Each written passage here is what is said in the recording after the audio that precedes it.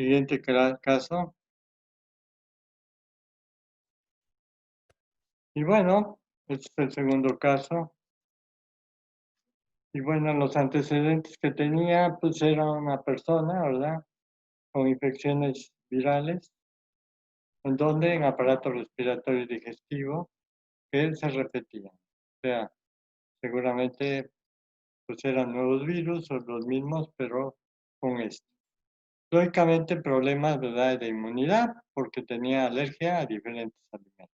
Entonces, sus defensas no estaban tan normales, por lo tanto tenían estas deficiencias en especial. El padecimiento actual lo inicia 2 días antes, al tener una debilidad muscular localizada en pies y piernas, pero era bilateral, ¿verdad? Que lógicamente fue aumentando.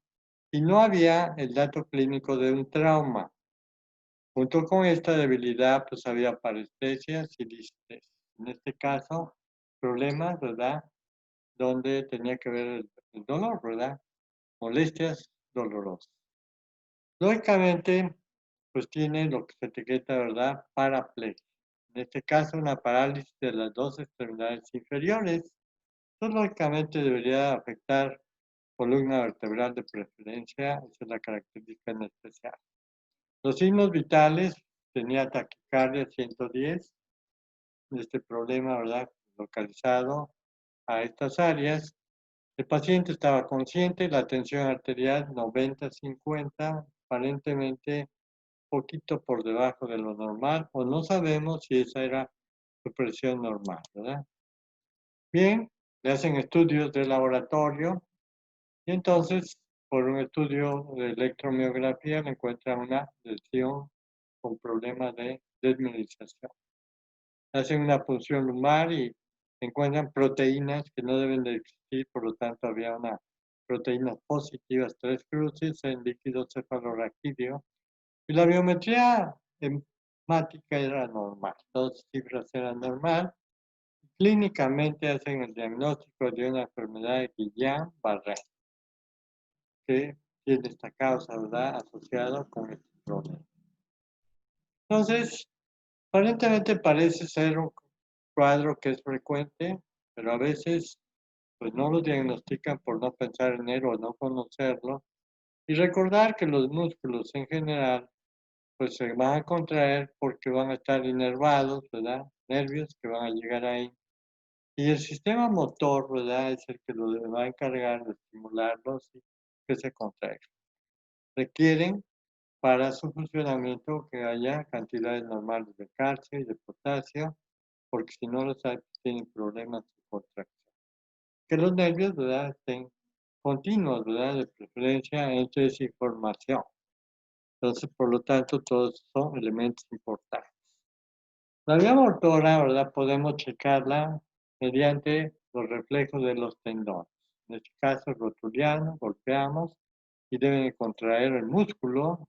Tendones, al ser estimulados, contraen un músculo y eso nos refleja pues, que hay ese fenómeno motor normal. Cuando hay una parálisis, estos reflejos están abolidos, no hay, por lo tanto, ¿verdad?, pues quiere decir que no hay ese estímulo importante. Y esta es la vía motora de preferencia. Entonces, la vía motora puede ser por un as llamado piramidal o un extrapiramidal, pero el más importante es el piramidal en general. Normalmente la vía piramidal van a ser el lóbulo frontal, en el área frontal ascendente, y de ahí va a descender sobre un lado. Al llegar, ¿verdad?, a la médula espinal, donde se etiqueta con el nombre de cruzación de las pirámides, las fibras que eran del lado derecho van a cruzarse y se van a ir a la médula espinal del lado izquierdo. Y aquí es muy importante saber dónde está una lesión de tipo motora. Si el daño está de la médula espinal para abajo, pues generalmente va a ser del mismo sitio de preferencia. En este caso, afecta en forma bilateral los dos extremos.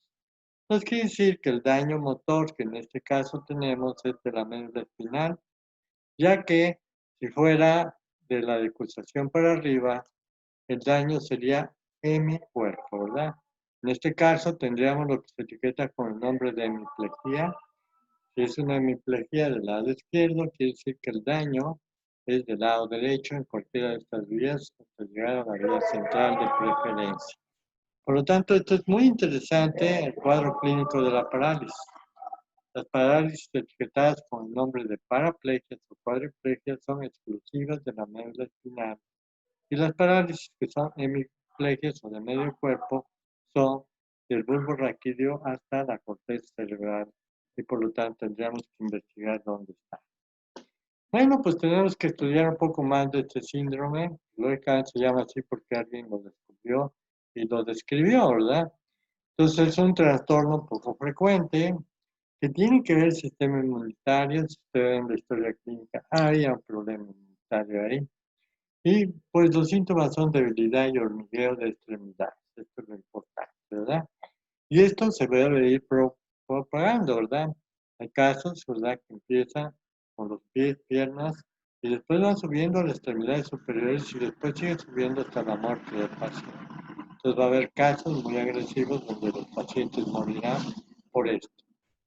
La poliomielitis nos puede dar algo parecido al Guillain-Barré hasta provocar la muerte del paciente. En este caso, los problemas van a ser mucho más serios y estos requieren estar en un hospital para recibir un tratamiento. Las causas no se saben.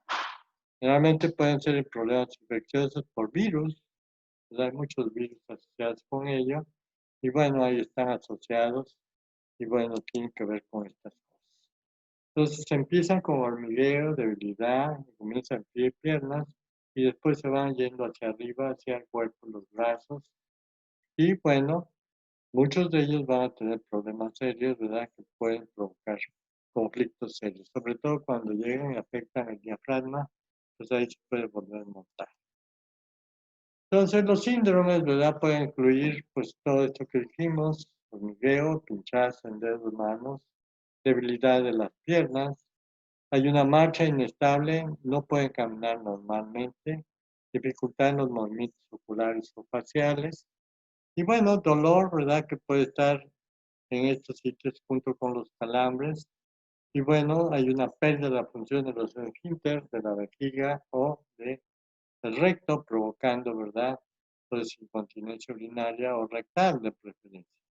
La frecuencia cardíaca está alterada, acelerada, la presión arterial puede estar alta o baja y hay una dificultad para respirar. Como verán, el paciente tenía prácticamente el 80% de estos síntomas, pero a veces cuando las ven en forma aislada no saben identificar qué se trata. Bueno, esto puede aparecer en días o semanas, ¿verdad?, después de una infección respiratoria digestiva o sin nada, ¿verdad? Y se causa esto. Creen que el virus del Zika es causante de estos problemas, ¿verdad?, y ataca los nervios. Entonces, ¿cuáles son las complicaciones? Problemas para respirar, ¿verdad? Ahí sí es un conflicto serio. O entumecimiento permanente, ¿verdad?, y otras sensaciones, y a veces problemas cardíacos y de la presión arterial. El dolor con analgésicos debe de controlarse, a veces problemas digestivos vesicales, puede haber coágulos sanguíneos, esto ya es más complicado, y por presión puede haber úlceras, llagas, ¿verdad?, por la presión, y a veces un 3% de estos van a tener recaída. Entonces, para investigar el sistema motor, pues tenemos que investigar esto, ¿verdad? Dolor, parálisis o paresia, lesiones de la piel y los ejercicios. Y lógicamente, en la exploración clínica, la inspección y palpación es importante. Checaremos todos estos datos y los tendremos ahí. Entonces, ver el tono, el tamaño de esos músculos, la motilidad, cómo se coordinan, ¿verdad?, en el equilibrio, la fuerza muscular y los reflejos.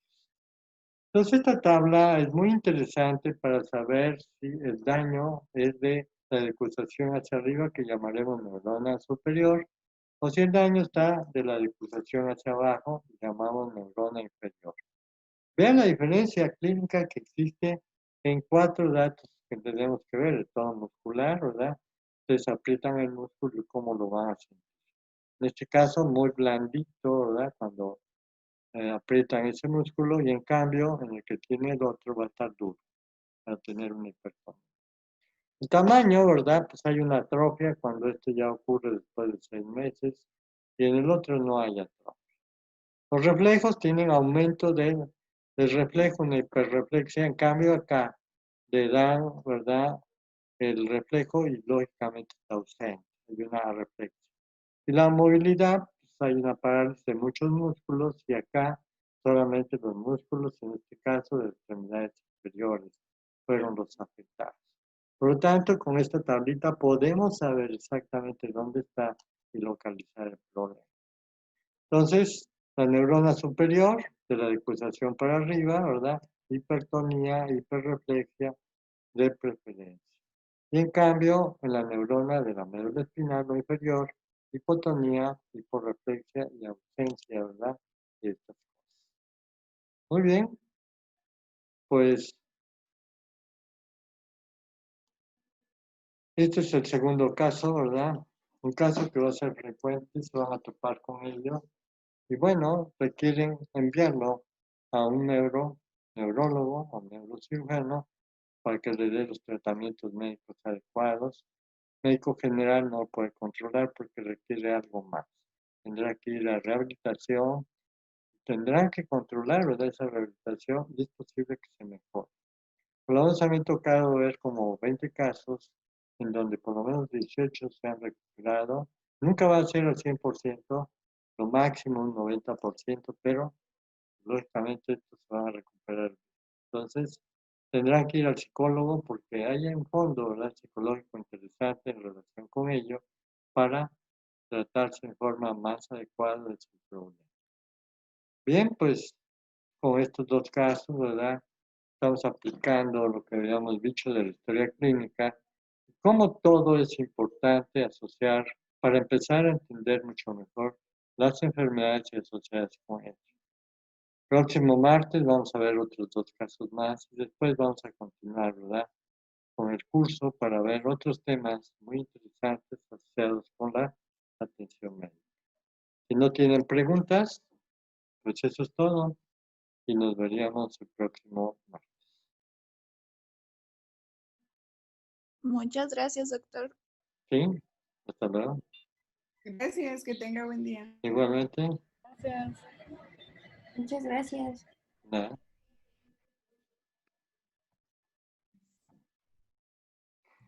Profe, Sí, dime. tengo una duda sobre el tratamiento de esos pacientes. Sí. Si normalmente pues es un daño propio, ¿no? Inmunológico, ¿se les da inmunosupresores para que no sigan dañando las El vainas del problema pulmón? es que primero hay que demostrar qué Con cosa virus. causó esto. Si fue un virus, pues hay que dar un problema, cosa antiviral, ¿no? La realidad es que a veces no sabemos la causa del problema y no está bien demostrado que dar tratamiento inmunológico es adecuado. Pero sí valdría la pena si tiene alergia que vaya con el alergólogo para que trate de corregir esa alergia que tiene, que en forma indirecta puede afectar esto.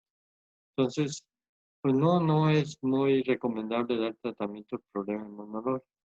A veces con la rehabilitación es mucho mejor para recuperar esos músculos que tienen pues, atrofia o problema que están dificultando, ¿verdad?, el movimiento